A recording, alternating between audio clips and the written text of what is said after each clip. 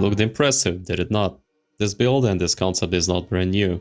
You might have seen Crouch and Tuna's Lightning Warp Tornado Shot, or Palceron's Poet Span Lightning Warp, and the latter one was a big inspiration and a shell for this version. It is not cheap and goes beyond what was possible before, and while I will explain the most important parts and what's new, I would highly recommend to check those videos first, so you understand the bare-bone basics and how everything works. If you're someone who just wants to grab the PoE and move on, I still recommend to check out the TLDR section because there are a lot of things that you can screw up, as well as the Q&A part where I just answer the stuff I see the most often under any YouTube build guide. Alright, so how does this archetype actually work? It is kind of straightforward. First you need a gem that's socketed into an item with a trigger. The gem inherits the cooldown of an item, and we can reduce the cooldown with increased cooldown recovery rate to trigger it more often. The second part is we need an attack to trigger it, and so the more often you trigger a skill, the higher attack speed you'll need. If you're someone who paid attention to this archetype before, you know that previously the breakpoint people were going for is 10.1, because that was the highest realistic breakpoint you can achieve. But in this one we go beyond. And so let's start with what do we need to change. The first thing is the cooldown breakpoint. The next trigger breakpoint is 15.15 cast per second. Since we socket our gem into Poet Span, the gem has 0.25 second cooldown, and we need quite a lot of CDR for this, 279% to be exact. You can see the items and the passive points and everything I took to achieve this. You might notice that everything was actually available even in last league. If you go with something like 8 power charges, then you'll need at least 9% cooldown recovery rate from the charm or the jewel mod. And there is that. The thing that we can achieve in this league is getting enough attack speed. And the key to this is the new frenzy quality. It's just OP. It gives you 1% more attack speed per frenzy charge per 10 quality. So if you scale enough quality, you will get a lot of attack speed per frenzy charge. In this case I'm going for the Alice modification setup with Enhance. In total I can achieve 100% quality, which means a single frenzy charge gives me 15% more attack speed. What a big multiplier! When we use the max roll Poet Span that has 1.68 attacks per second on the baseline, and we get 135% more attack speed from frenzy charges, we need 284% increased attack speed, which is funnily enough very close to what Palceron had in his last league's Lightning Warp. So the way we get increased attack speed is pretty similar. It can be done with 8 or 10 power charges, in which case we'll have 8 or 10 frenzy charges. But then you'll have to look up for the amount of increased attack speed you'll need. The most important part is that we cannot go above 15.15 attacks per second, because then you will not have your attacks and triggers synced. The last new part is that we're using a different movement skill. Previously people were going for Lightning Warp, which is kinda dead now since you cannot get enough reduced duration to make it instant. And we're using a new gem, which is Frostblink of Wintry Blast. The important part about this is that it has no cooldown, so that's a very good case for us to abuse. On top of that, it has pretty good numbers and interesting scaling. We socket it into our Poet Span, and then we use Squire to make it a 6 link. Alright, now that we're done with the new stuff, let's talk about regular things, such as Ascendancy choice. I see a few options. One of them is Oku, which seems natural. She has an access to power charges, some good damage scaling, but she has less defenses. You'll need to find a source of chill, probably charm or the jewel mod. And while you have explosions, you don't really scale them because explosions deal scarce damage and we're scaling cold and elemental damage. Another option that I had in my mind but never tried out in PoE is Scion. She has some good Ascendancy points like Saba and Elementalist, has access to more jewels, some good notables like Dreamer and Ashfrost and Storm. You'll probably not go beyond instability on your tree and will have to anoint and fuse. The overall structure will be quite different from what I have. And the last one is what I'm going with is Elementalist. Passion of Elements provides good defenses against elemental damage. Mastermind of Discord gives us quite a lot more damage against exposed enemies, and we expose all the time. Art of Destruction, nice extra AoE for Frostblink, and then single target damage whenever we need it. And the main reason I went with Elementalist is Shaper Winter, which allows us to chill our frenzy attacks. We don't really care about the damage, only the effect of chill, and with this setup I go to 35% chill effect. Don't choose the line that says enemies chill by supported skills increase cold damage taken by chill effect.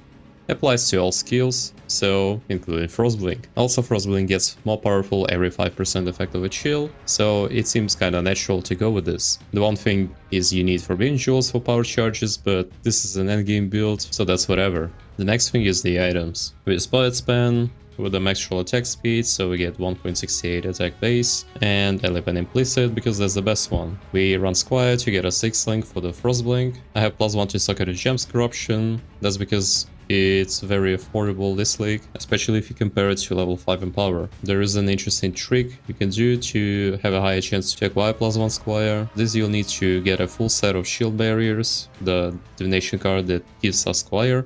And then, instead of trading with your main character, you mule a character and then trade with it the set of cards for Squire. And then you get level 2 Squire. When it's level 2, it only has 5 implicits, and one of them is +1 to Sacred Gems. So if you want to mass produce it, it will take for you on average 10 temples to get +1 gem Squire. Next items are Badge of the Brotherhood and Stampede. The main purpose is cooldown recovery rate. You want 10% CDR on Badge, and as close to 80% as possible. The leeway is only 1% on your Watcher's Eye and Stampede, so be careful, otherwise you'll need CDR charms. We anoint Fleet Foot and Ash Frozen Storm.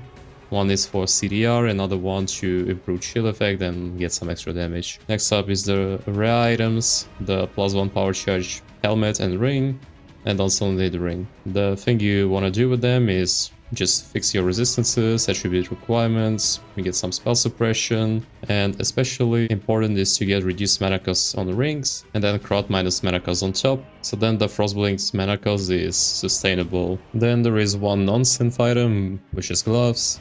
On suffixes you want dexterity, suppression, attack speed is premium. You get the most amount of dexterity from gloves, and suppression is just nice. On prefixes, I don't really care, life and some damage. On implicits, you would want to go for chance to unnerve for extra damage or freeze per leaf, and then cold exposure, because that's the way we expose enemies. Darkness Enthroned is very powerful build. At 100% increase effect, I get over 110 flat life, and that's with tier 3 life rolls. 26% increase attack speed, and 48% crit multi. Quite good numbers. As for other jewels, I run few red jewels.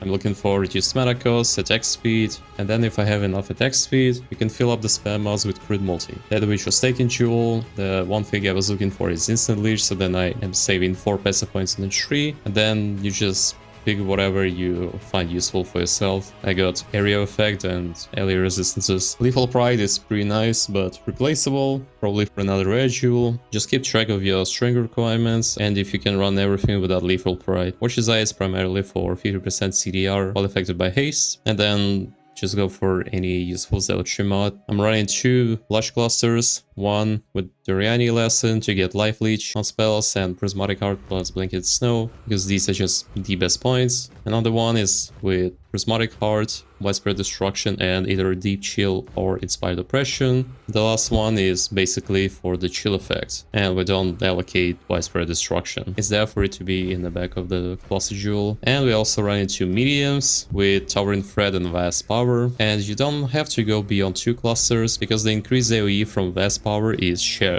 So once you get to 50% increased AoE from all Vast Powers you have, you don't get any more AoE. The specialty of this league is charms. I just go with AoE per power charge and ally res. You can go for stuff like increased maximum crit chance while at maximum power charges, chance to suppress spell damage, recovery and kill, crit multi, whatever. I mentioned some gems here and there, but it's time to talk about the whole setup. In Poet Span I have Frostblink of Wintry Blast, power charge and crit and increased crit damage, and in Squire I have Awakened Cold Pen, Empower and Inspiration. Inspiration is there to reduce the mana cost to somewhat sustainable level, and the reason I have Empower, as I previously mentioned, is because I have Squire with +1 corruption. If you don't have +1 corruption on Squire, then move Empower to the Poet Span and replace it with one of the gems. Next up is 6-Click Frenzy, socketed in Dialas. It's important to socket the gems into correct colors. Overall, you'll need a Diala with 3 green sockets, 2 red sockets, and 1 color, doesn't really matter. With Socket Frenzy, faster attacks and additional accuracy in green sockets because they gain more benefit from quality than from levels. Then we have Enhanced Socket into red socket because it gives us extra quality. That's how we get to 100 quality. One thing about Frenzy is that it has to have at least 22 quality, so then we can get to 100. And then Bone Chill in Red Gem, we get extra effect of chill from it. It doesn't really make new breakpoints, but it's still better to have it this way. Last gem is GMP. Doesn't matter the color of the socket because it doesn't really scale from either of those. You can try and drop it, but having only one projectile for line from the Frenzy attack is not feeling nice. Next up, the Reservation setup, a Freelink Aura setup with Zealotry and Haste. Zealotry is the best damage support and Haste is there to give us attack speed and to activate the Watcher's Eye mod. And then Enlighten free because we don't need higher. Another Reservation setup is Assassin's Mark Spellslinger, so then we can proc our Assassin's Mark all the time instead of going for Mark on hit and then having a 4-second cooldown. Especially since we're this fast, and yeah, you wouldn't want to have cooldown on it, otherwise it's kind of useless. Then the Blood Rage give us extra attack speed with Enhance. If you lack attack speed and you're fine with dropping Bone Chill, then you can throw Blood Rage into the Diala setup. The nice thing about Blood Rage is that you can level it up or down depending on how much attack speed you need. Say you need 2% increased attack speed and you have level 13 Blood Rage, then you just level it up until you get 2% attack speed from it. And the same case, if you have a bit too much, you just level it down. The last thing is a 4-link Immortal Call setup. Without Inspiration, it costs like 30 mana, which is almost all of our unreserved mana. And the only real reason I did this is because I have spare sockets and I don't know how to utilize them better. At the end, I still have one unused socket, so if you have a good use case for it, go with it. And then the passive tree, it's pretty self-explanatory. All points are there for a reason. The only thing that I can say is if you don't have enough reduced mana cost, then you can go for Righteous Decree. I don't know, you didn't get 5% mana cost on jewels, or you didn't catalyze your rings. And then if you get to level 100, just take the Arcane Potency Wheel for extra crit chance for spells and crit multi. And here's the TLDR section where I explain the most important things that you can screw up. First of all, this is a 9 power charge setup, and this is how much CDI you need. 239% to be exact, and you can only drop 1% from either your Watcher's Eye mod or from your boots. If you lose mod, then you'll need a CDI charm on top. This is how much increased attack speed you need while using 1.68 attacks per second base and having 135% more attack speed. If you've been paying attention to Lightning Warp from last league, the Poet's Pen version, then the way you get increased attack speed is pretty similar. Make sure to socket your gems into Dialos correctly, socket your Frenzy, increase attack speed and increase accuracy into green sockets, Enhance and Bone Chill into red sockets, and it doesn't really matter where you socket your GMP in. Psych reduce mana cost, so then you can sustain Frostblink. You're casting so many times per second, then even 4 mana cost might be too much. The ideal mana cost is in a range of 3 to 1. And lastly, don't equip your Empower into the Squire if you don't have +1 to GM's Corruption. Socket it into your weapon instead in that case. And here's the Q&A part where I answer questions that are not really just about this build, but more about the questions I see all the time whenever I scroll through comments on the YouTube builds. Can I use Headhunter Mageblood? Headhunter? No, you'll ruin your breakpoints because you'll have too much attack speed. Mageblood? Yes, it will be a different way for you to get resistances, you'll get reduced mana cost, you will free up your jewel suffixes and ring prefix, Seal Flask will replace ring implicit, and you'll get similar amount of attack speed. Crit multi will be compensated on jewels, it will fix attribute requirements. Sounds pretty nice. Can it do Ubers? No. Why would you do Ubers with this? You will not utilize movement speed there at all. Budget version? Well, define budget. If you're talking about 15.15 casts, then Mageblood can be cheaper this league. You'll have to check if you can get enough attack speed with 8 charges, and then you'll need 1 CDR mod on Charm or on Jewel. If we talk about 10.1 cast, then yes, you'll need way less gear pressure, and for this you can check prior to Showcase. Actually, I have an undercooked cheaper PoE with Relic Edge Impatience and Malachai's Loop. I'm not going to share it because I haven't tested it at all, and the last thing I want to do is to share the PoE for the build that does not really work. If you talk about 10 divs, then nah, not really. Please don't try. Bandits? Okay, lol, but if it's your question, please stay away from this archetype for now. You'll screw up somewhere and you will not like it. Pantheon? Briking for freeze and stun, immunity, avoidance, recovery, and then aggro for red altars. If you do blue altars, then just pick whatever you find useful. Will it be good next league? I have no idea what will be changed next league. If only thing we lose is charms and we are not getting any nerfs, then yes, you'll need Mage Blood to fix resistances, you'll still need a +1 power charge ring for the CDR breakpoint, you'll probably be able to use Calandro's Touch, still have a 10 power charge setup. If you talk about 10.1 setup, I'm very confident you can do this. Can this build do Wisp maps? If you're someone who averages 3k Wisp per map, then sure. But in all seriousness, this build is not designed to do juice map for an hour. This build is designed to do map for like 10-20 seconds. But you can still complete all of the quests by yourself. I have done it, and it was fairly comfortable. And that's it for this video. Thanks for watching. There are other ways to approach this build, the specific breakpoint of 15 casts per second. I didn't do them or test them because this one came to my mind first, and so I just went with it, and since it works pretty well, I just didn't get to them. But if you want to, you can easily experiment with this idea. And if you want more stuff from me, then let me know in the comments. Otherwise, thanks for watching and have a good one.